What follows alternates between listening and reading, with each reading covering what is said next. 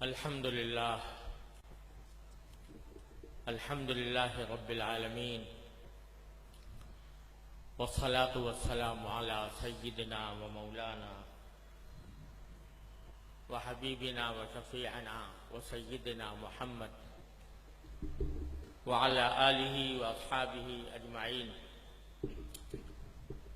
وعلى كل من تبعهم بإحسان إلى يوم الدين. اما بعد، حضرات اساتذہ کرام، معزز حاضرین، معزز منتظمین اور میرے عزیز طالب علم ساتھیوں، السلام علیکم ورحمۃ اللہ تعالی وبرکاتہ۔ الحمدللہ، اللہ تبارک و تعالیٰ کے فضل و کرم سے آج ہم اپنے پاکستان، محبوب اور پیارے پاکستان کا 71واں یوم آزادی منا رہے ہیں۔ اس موقع پر ہر سال الحمدللہ دارالعلوم کے اندر یوم آزادی کی کچھ تقریبات کا اہتمام کیا جاتا ہے۔ آج بھی ہمارے طلباء نے الحمدللہ بڑے قابل تعریف پروگرام پیش کیے اور بڑے جذبے کے ساتھ قومی اور ملی نغمے بھی ہم نے سنے، اور ماشاءاللہ اس موقع پر جو مظاہرے کیے گئے، نظم و ضبط کے جو مظاہرے کیے گئے اور جو تقریریں طلباء نے کی، میں ان سب پر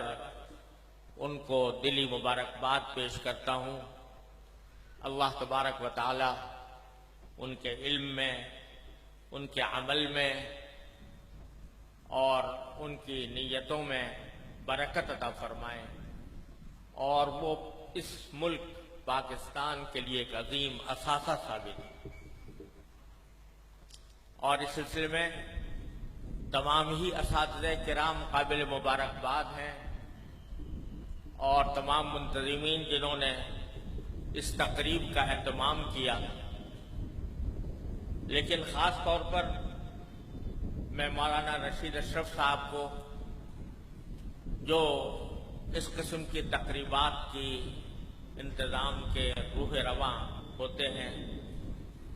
اللہ تعالیٰ اپنی رحمت سے ان کو عافیت کے ساتھ جلد صحت یاب فرمائے، اور ان کی بیماریاں اللہ تبارک و تعالیٰ اپنے فضل و کرم سے جلدی دور فرمائے، اور ان کو عافیت و سلامتی کے ساتھ عمر دراز عطا فرمائے۔ الحمدللہ، آج ہم پاکستان کے 71ویں یوم آزادی کی تقریب کے لیے جمع ہیں، اور جیسا کہ مجھ سے پہلے حضرت مولانا عزیز الرحمان صاحب دامت برکاتہم نے بہت ہی مختصر انداز میں لیکن انتہائی جامع انداز اس عظیم نعمت کا ذکر کیا جو اللہ تبارک و تعالی نے پاکستان کی صورت میں ہمیں عطا فرمائی۔ اس کی مادی نعمتیں اور اللہ تبارک و تعالی نے اس کے اندر جو عظیم منفعتیں ہمارے لیے رکھی ہیں، ان کی طرف انہوں نے اشارہ کیا، اور اس بات کی طرف ہمیں متوجہ فرمایا کہ ان ساری نعمتوں پر شکر ادا کرنے کی ضرورت ہے، اور یہ جو ناشکری کے کلمات ہماری زبانوں پر آ جاتے ہیں، اللہ تعالی ہمیں ان سے محفوظ رکھے، کیونکہ اللہ تبارک و تعالی نے فرمایا لئن شکرتم لازیدنکم، اگر شکر گزار بنو گے تو میں تمہیں اور زیادہ نعمتیں عطا کروں گا۔ اللہ تعالی ہمیں شکر گزار بننے کی توفیق عطا فرمائے۔ اس موقع پر میں دو باتیں آپ سے عرض کرنا چاہتا ہوں۔ ایک بات یہ ہے جو بعض اوقات لوگوں کے ذہنوں میں ایک شبے کے طور پر یا ایک سوال کے طور پر پیدا ہوتی ہے۔ ہم جب سے دارالعلوم قائم ہوا 14 اگست کی تقریب منایا کرتے ہیں، اور اس موقع پر کبھی مختصر کبھی مفصل اجلاسات بھی مقرر ہوتے ہیں، منعقد ہوتے ہیں، جس میں پاکستان کی تاریخ بھی بعض اوقات بیان کی جاتی ہے اور پاکستان کے مقاصد کا بھی ذکر ہوتا ہے۔ بعض مرتبہ دلوں میں یہ خیال پیدا ہوتا ہے کہ ہم جو اپنے آپ کو حضرات علماء دیوبند سے وابستہ قرار دیتے ہیں اور انہی کے خوشچی ہیں، کیونکہ ہمیں اس بات پر مکمل اعتماد، الحمدللہ مکمل اعتماد اور یقین ہے کہ حضرات اکابر علماء دیوبند ہمارے بہترین اسوہ اس لیے ہیں کہ وہ اتباع سنت کی تصویر ہے، اور ہمیں اس بات پر مکمل اعتماد ہے کہ اہل السنت والجماعہ کا جو طریقہ ہے وہ ہمارے حضرات اکابر علماء دیوبند اس کا مظہر ہے، ما انا علیہ و اصحابی کا مظہر ہے۔ تو چونکہ حضرات علماء دیوبند اور ان کی اتباع میں ہم بحیثیت خدام جامعہ دارالعلوم کوئی دن نہیں منایا کرتے، کوئی کسی کی برسی نہیں منایا کرتے، کسی کی پیدائش کا دن نہیں منایا کرتے، یہاں تک کہ اس کائنات میں سب سے زیادہ عظیم ہستی جو در حقیقت وجہ تخلیق کائنات ہے، جناب محمد الرسول اللہ صلی اللہ علیہ وسلم، آپ کا یوم پیدائش بھی ہم لوگ نہیں مناتے۔ آپ کا وہ یوم پیدائش جس کو آج کی اصطلاح میں عید میلاد النبی کہا جاتا ہے، وہ بھی ہم نہیں مناتے، لیکن یوم پاکستان مناتے ہیں، 14 اگست کو یوم آزادی مناتے ہیں۔ تو بعض لوگوں کے دلوں میں یہ خیال پیدا ہوتا ہے کہ جب اگر دن منانا ہے تو سب سے زیادہ اس کے مستحق نبی کریم سرور دو عالم محمد مصطفیٰ صلی اللہ علیہ وسلم کی پیدائش ہے یا آپ کی یاد ہے، جس کو منانے کے لیے کوئی تقریب منعقد کی جائے۔ کیا وجہ ہے کہ ہم عید میلاد النبی نہیں مناتے لیکن یوم پاکستان مناتے ہیں، آزادی پاکستان کا دن مناتے ہیں؟ تو میں اس کی وضاحت کرنا چاہتا ہوں کہ اس میں کوئی شک و شبہ نہیں ہے کہ اس کائنات کی تاریخ میں سب سے بڑا عظیم دن وہ تھا جس میں اللہ تبارک و تعالی نے اس کائنات کی ہدایت کے لیے جناب محمد رسول اللہ صلی اللہ علیہ وسلم کو مبعوث فرمایا۔ اس سے زیادہ عظیم دن انسانی تاریخ میں کوئی اور نہیں جس میں آپ تشریف لائے، لیکن آپ ہی کی تعلیمات اور آپ ہی کی سنت اور آپ کے جانثار صحابہ کرام کی سنت یہ ہے کہ انہوں نے کبھی نبی کریم سرور دو عالم صلی اللہ علیہ وسلم کا دن نہیں منایا، اور اس لیے نہیں منایا کہ اللہ تبارک و تعالی نے رسول کریم صلی اللہ علیہ وسلم کو اس لیے مبعوث فرمایا تھا تاکہ آپ کی ہدایت کی روشنی سے کائنات منور ہو اور لوگ آپ کی تعلیمات کی اتباع اور پیروی کریں۔ آپ کی ذات والا صفات وہ ہر قسم کی رسمی کارروائیوں سے کہیں بالاتر ہے، اور حضرات صحابہ کرام جو آپ کی زندگی کے ایک سانس کے بدلے اپنی ساری زندگیاں نچھاور کر سکتے تھے، انہوں نے کبھی یہ دن نہیں منایا۔ جب انہوں نے جو کوئی چیز نہ منائی ہو اور انہوں نے اس سے اعتراض کیا ہو اور اس کے بجائے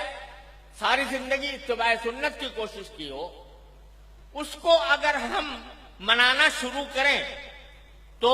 دین کے اندر ایک اضافہ ہوگا، دین کے احکام میں ایک اضافہ ہوگا، اور دین کے کام میں کوئی اضافہ وہ بدعت کہلاتا ہے۔ من احدث فی امرنا ھذا فہو رد، تو وہ بدعت بن جاتا ہے، کیونکہ وہ ایک مذہبی معاملہ ہے۔ عید میلاد النبی مذہبی تقریب کے طور پر منائی جاتی ہے، مذہبی عید کے طور پر، عید کا نام اس کا رکھا گیا ہے، اور وہ مذہبی تقریب ہے۔ اور مذہبی تقریب اگر کوئی شخص مذہب کا حصہ سمجھ کر وہ بنائے گا تو دین میں ایک اضافہ ہوگا جس کا نام بدعت ہے۔ اس لیے ہمارے اکابر علماء کرام نے اس بنانے کا اہتمام نہیں کیا۔ جہاں تک یہ 14 اگست کا تعلق ہے، 14 اگست کے یوم آزادی کا تعلق ہے، یہ کوئی مذہبی تقریب نہیں ہے، یہ کوئی دینی اجتماع نہیں ہے، یہ دینی تقریب نہیں ہے، بلکہ ملکی تقریب، اور ملک کی آزادی کے طور پر، اس کے ایک نشان کے طور پر اس کو منایا جاتا ہے۔ کوئی شخص بھی جو اس کو منانے والا ہے وہ اس کو دین کا حصہ سمجھ کر نہیں مناتا، اس کو مذہب کا جز سمجھ کر نہیں بناتا، بلکہ ایک ملکی تقریب ہے، ایک ملک کا اللہ تبارک و تعالیٰ نے ایک ملک ہمیں عطا فرمایا، اور ایسا ملک عطا فرمایا جس کی تفصیل مولانا عزیز الرحمان صاحب نے بیان کی ہے، تو وہ ہم ایک ملک کی تقریب کے طور پر بنا رہے ہیں۔ بدعت اس وقت بنتی ہے کوئی چیز جو شریعت میں نہ ہو اور شریعت کا حصہ اس کو بنا دیا جائے، لیکن یہ کوئی شریعت کا حصہ نہیں، یہ کوئی دین کا کوئی دینی تقریب نہیں، دینی عید نہیں، دینی مذہب نہیں، دین کا کوئی مذہبی حصہ نہیں، لہذا یہ ایک ملکی تقریب ہے۔ اور یہ ایسا ہے جیسے کہ اگر کوئی شخص اپنے گھر کے اندر کسی اپنے گھر کی تعمیر ہوئی اور اس تعمیر کے اوپر کوئی اجتماع کرے، کوئی دعوت کرے، تو یہ کوئی مذہب کی تقریب نہیں، دین کی تقریب نہیں ہے۔ اسی طریقے سے ہم یوم آزادی پاکستان کا اس لیے مناتے ہیں کہ اللہ تبارک و تعالیٰ نے اپنے فضل و کرم سے یہ نعمت ہمیں عطا فرمائی تھی، اور ملکی تقریب کے طور پر اس کو منایا جاتا ہے۔ دوسری بات یہ ہے کہ چونکہ یہ ملکی تقریب ہے، لہذا اس کا کسی حکومت سے، کسی سیاست سے اس کا کوئی تعلق نہیں۔ حکومت کوئی بھی آئی، ہمارے 71 سالہ تاریخ کے اندر بڑے بڑے ظالم و جابر حکمران بھی آئے، بددین حکمران بھی آئے، اور ایسے حکمران بھی آئے جن سے ہمیں اختلاف رہا، لیکن سیاسی حالات کی وجہ سے یا کسی ناپسند حکمران کی وجہ سے یوم آزادی کو یہ کہنا درست نہیں ہے کہ چونکہ حکمران ہماری مرضی کا نہیں ہے لہذا ہم یوم آزادی نہیں منائیں گے، بلکہ یہ ایک ملکی تقریب ہے، ملک کا دن ہے، اور ملک کی آزادی کی یادگار ہے، اس آزادی کی یادگار ہے جس کے لیے ہمارے اکابر نے قربانیاں دی ہیں، جس کے لیے بے شمار مسلمانوں نے اپنے خون کا نذرانہ پیش کیا ہے۔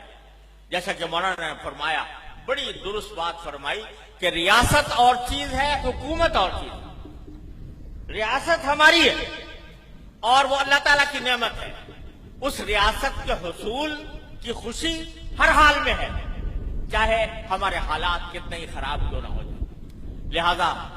اس وجہ سے ہم یہ تقریب مناتے ہیں، اور اللہ تبارک و تعالیٰ سے یہ دعا کرتے ہیں کہ یہ تقریب مسلمانوں کے لیے، پاکستان کے لیے، عالم اسلام کے لیے، اس وقت باوجود ہے کہ مولانا عزیز الرحمان صاحب نے فرمایا کہ پاکستان کا تصور بہت سے لوگوں نے ایسا بنا دیا ہے کہ جیسے ایک معاذ اللہ ناکام ملک ہو، جیسے اس کا جو اصل مقصد زندگی ہے وہ بالکل پورا نہ ہوا ہو، اور جیسے کہ اس کے اندر خرابیاں ہی خرابیاں ہوں۔ بے شک بہت سی خرابیاں موجود ہیں، بے شک ہم اس منزل کو ابھی تک نہیں پا سکے جس منزل کی خاطر یہ قربانیاں دی گئی تھیں اور یہ پاکستان معرض وجود میں آیا تھا، وہ منزل بے شک ہم ابھی تک حاصل نہیں کر سکے۔ لیکن اس کے باوجود میں سمجھتا ہوں کہ پاکستان اب بھی موجودہ حالات میں بھی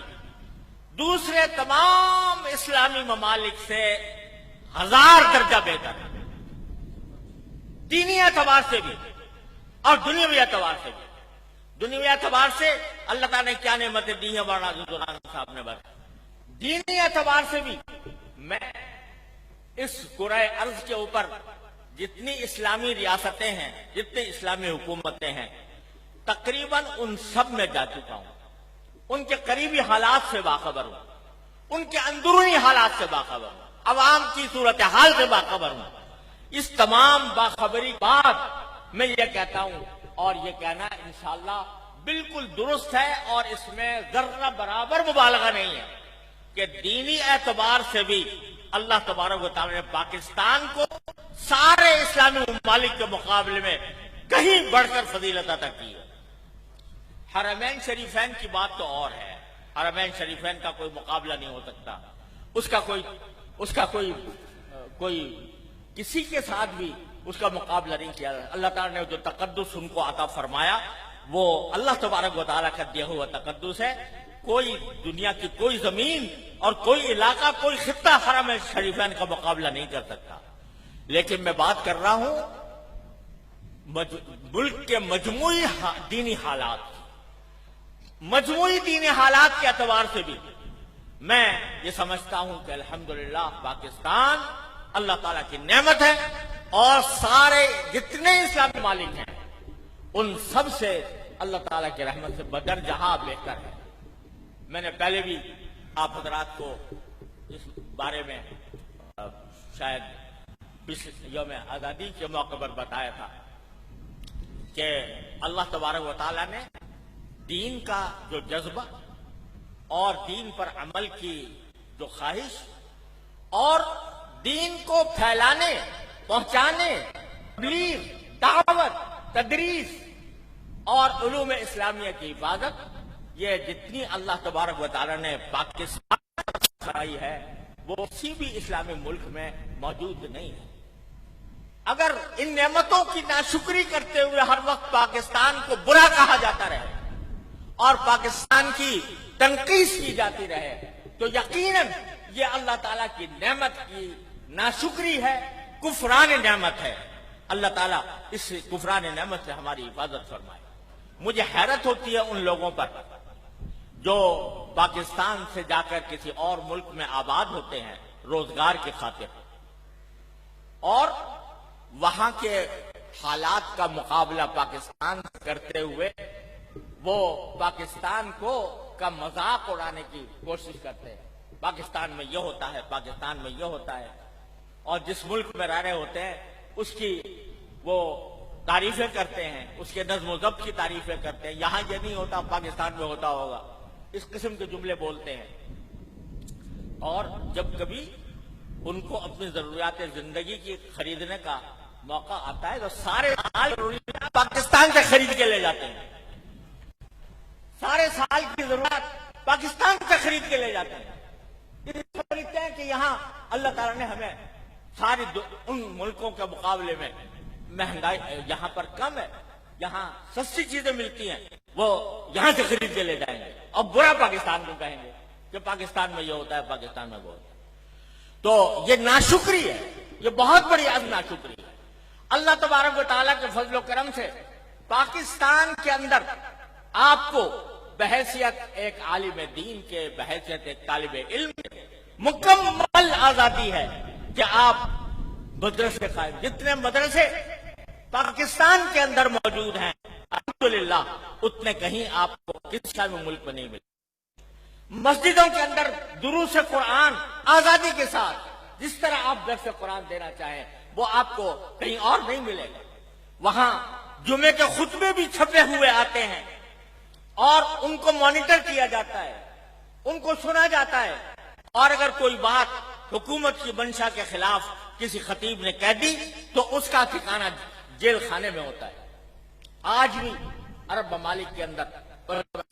بہت بڑی تعداد صرف اس وجہ سے جیل میں ہے کہ انہوں نے کسی وقت حق کا کلمہ کہہ دیا جو حکومت کو ناگوار ہوا. اللہ تبارک و تعالیٰ نے یہ نعمتیں ہمیں عطا فرمائی ہے, اس کے بعد اگر ہم اس نعمت کی ناشکری کریں, پاکستان کو برا کہیں, پاکستان کے لیے پاکستان کی محبت دل میں نہ رکھیں اور اس نعمت پر شکر ادا نہ کریں تو یہ بدترین ناشکری ہے, بدترین کفران نعمت ہے. اور اس کی وجہ سے مجھے اندیشہ ہے کہ جن تکلیفوں میں ہم مبتلا ہیں اس کی ایک بڑی وجہ یہ کفران نعمت بھی ہے. اگر پانی نہیں مل رہا, اگر رشوت کا بازار گرم ہے, اگر جرائم کا بازار گرم ہے تو یاد رکھو حکومتیں ان کو ہم برا کہتے ہیں لیکن یاد رکھو کہ انما اعمالکم عمالکم, تمہارے جو عمال ہوتے ہیں, تمہارے جو حکمران ہوتے ہیں وہ تمہارے اعمال کا آئینہ ہوتے ہیں. حدیث میں رسول کریم صلی اللہ علیہ وسلم کا یہ ارشاد مروی ہے کہ آپ نے فرمایا کہ اپنے حاکموں کو برا نہ کہو بلکہ اللہ تعالیٰ کی طرف رجوع کرو, اللہ تعالیٰ سے مانگو, اللہ تبارک و تعالیٰ کی بارگاہ فریاد کرو. اللہ تعالیٰ سے تمہارا تعلق مضبوط ہوگا, اس کی نعمتوں پر تم شکر ادا کرو گے تو اللہ تبارک و تعالیٰ تمہارے حکام کے دل تمہارے لیے نرم کر دیں گے.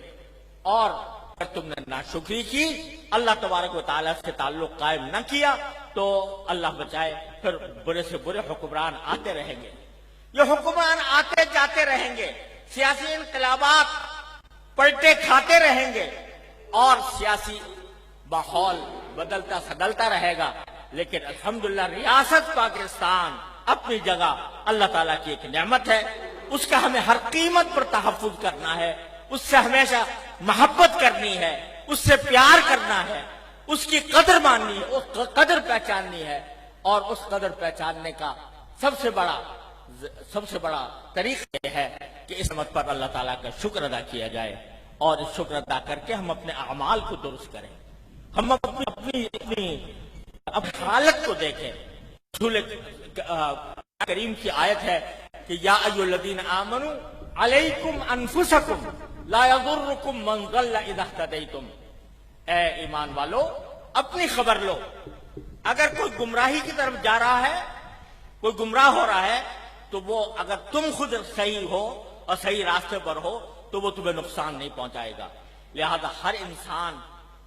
یوم پاکستان کے موقع پر اس بات کا عہد کرے اور اپنے دل میں اس بات کا عزم پختہ کرے کہ جس مقصد کے لیے یہ ملک قائم ہوا تھا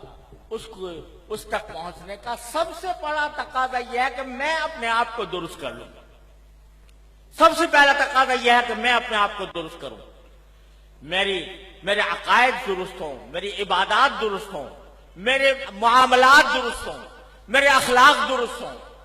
اور میں اتباع سنت کی زندگی اللہ تعالیٰ کی رضا کامل کے مطابق ادا کرنے کی پوری کوشش کروں. یہ عہد تازہ کرنے کا وقت ہے, یہ عہد تازہ, یہ ارادہ, یہ عزم پختہ کرنے کا وقت ہے. اللہ تبارک و تعالیٰ اپنے فضل و کرم سے, اپنی رحمت سے ہمیں بحیثیت پاکستانی اپنی ذمہ داریاں پوری کرنے کی توفیق عطا فرمائے. جو شخص بھی جہاں ہے وہ اگر اپنی ذمہ داری صحیح طریقے سے کرے گا پورا ملک سنور جائے گا, پورا ملک درست ہو جائے گا. اللہ تبارک و تعالیٰ اپنی رحمت سے ہمیں اس کی توفیق عطا فرمائے اور اللہ تبارک و تعالیٰ پاکستان کو ہر شر سے, ہر فتنے سے اور ہر طرح کی بلاؤں آفات سے محفوظ رکھے اور دشمنوں کی سازشوں کو جو اس وقت پاکستان کی طرف پوری طرح متوجہ ہیں اللہ تعالیٰ ان کو ناکام فرمائے. یہ ہے کہ اسرائیل کے مقابلے میں کچھ ملک تھے, عرب ملک, جو رفتہ رفتہ طاقت حاصل کر رہے تھے اور کسی وقت اسرائیل کا مد مقابل بن سکتے تھے. عراق تھا, وہ طاقتور ہو رہا تھا، بعد میں مصر تھا جو کسی قدر طاقت حاصل کر رہا تھا، لیبیا تھا جو کسی وقت کسی طرح طاقت حاصل، شام تھا جو کہ کچھ طاقت حاصل کر رہا تھا۔ یہ چار ممالک جو اسرائیل کے قریب تھے، ان چاروں ممالک کے اندر ایسی حالت ہو رہی تھی کہ کسی وقت اسرائیل کو ان سے خطرہ ہو سکتا تھا اور اسرائیل کا وہ مقابلہ کرنے کے اہل ہو سکتے تھے، لیکن ایک ایک کر کے سب کو ختم کر دیا۔ آپ نے دیکھا عراق کا کیا حال بنا، آپ نے دیکھا مصر کا کیا حال بنا، آپ نے دیکھا شام کا کیا حال بنا، آپ نے دیکھا لیبیا کا کیا حال بنا۔ اب یہ چار ممالک ختم کرنے کے بعد دشمنوں کی نگاہیں در حقیقت پاکستان پر مرکوز، کیونکہ پاکستان ان تمام ممالک کے مقابلے میں پاکستان اللہ تعالیٰ کے فضل و کرم سے ایک ایسی قوت ہے جو پورے عالم اسلام کی قوت ہے۔ اللہ نے اس کو ایٹمی طاقت بنایا اور یہی اس کا جرم ہے۔ پاکستان کے دو جرم ہیں، ایک جرم یہ ہے کہ وہ اسلام کے نام پر بنا اور اس میں اسلامی شریعت کو نافذ کرنے کے لیے کچھ اقدامات کیے گئے اور جس کے لیے تحریکیں چلتی رہتی ہیں اور جد و جہد ہو رہی ہے۔ ایک جرم یہ ہے کہ یہ اسلام کے نام پر، دوسرا ایک جرم یہ ہے کہ یہ ایٹمی قوت بن گیا۔ لہذا ان عرب ممالک کو ناکارہ کرنے کے بعد سب سے زیادہ نگاہیں دشمنوں کی ہمارے پاکستان کے اوپر ہے، کیونکہ یہ اب واحد ملک رہ گیا ہے جو اسرائیل کا مقابلہ کر سکتا ہے۔ الحمدللہ پاکستان کے پاس ایسی طاقت موجود ہے، اللہ تبارک و تعالیٰ نے عطا فرمائی۔ ہماری فوج یہ دنیا کی بہترین فوج، افواج میں اس کا شمار ہے، اس کو ساری دنیا مانتی ہے۔ تو ایک پاکستان، ایک ترکی، یہ دو ملک ایسے ہیں جو اس وقت نشانے پر ہیں، دشمنوں کے نشانے پر ہیں۔ اور جب کسی ملک کو نشانہ بنایا جاتا ہے تو نشانہ بنانے کے لیے براہ راست وہاں کے باشندوں کو یہ نہیں کہا جاتا کہ تم اپنے آپ کو فنا کر دو، تم اپنے آپ کو ہلاک کر ڈالو۔ وہاں اس کے لیے طریقے نکالے جاتے ہیں، بہانے ڈھونڈے جاتے ہیں۔ آپ دیکھیے عراق میں کیا ہوا کہ صدام کے خلاف ایک فضا بنائی گئی اور عوام کے اندر اس کے خلاف ایک نفرت پیدا کی گئی اور اس کے نتیجے میں عراق میں جو کچھ ہوا وہ آپ نے دیکھا۔ مصر میں، شام میں وہ بظاہر یہ لفظ استعمال کیا جاتا ہے کہ یہ الربیع العربی، یعنی عرب کی بہار، عرب اسپرنگ اس کا نام دیا جاتا تھا، کہ لوگوں نے اٹھ کر مقابلہ کیا اپنے حکمرانوں کا، ان کو تہوبالا کر ڈالا۔ بعد میں جب ملک کا شیراز بڑھ گیا، قوت کمزور پڑ گئی، تو اس کے بعد اپنے امریکہ نے اور اسرائیل نے اپنے مقاصد وہاں پر پورے کرنے شروع کر دیے۔ لہذا پاکستان پر بظاہر ایسا نہیں ہوگا کہ کوئی غیر ملک کی طاقت حملہ آور ہو جائے، انشاءاللہ ایسا نہیں ہو سکتا، لیکن ایسے فتنے پیدا کیے جائیں گے، ایسے طریقے اختیار کیے جائیں گے کہ جس کے نتیجے میں اس ملک کے اندر خلفشار ہو، اس ملک کے اندر افراتفری ہو اور افراتفری اور خلفشار سے فائدہ اٹھا کر دشمن اپنا مقصد حاصل کر لے۔ لہذا ہمیں بہت چوکنا رہنے کی ضرورت ہے، ہمیں بیدار رہنے کی ضرورت ہے اور اپنے قول و فعل کے اندر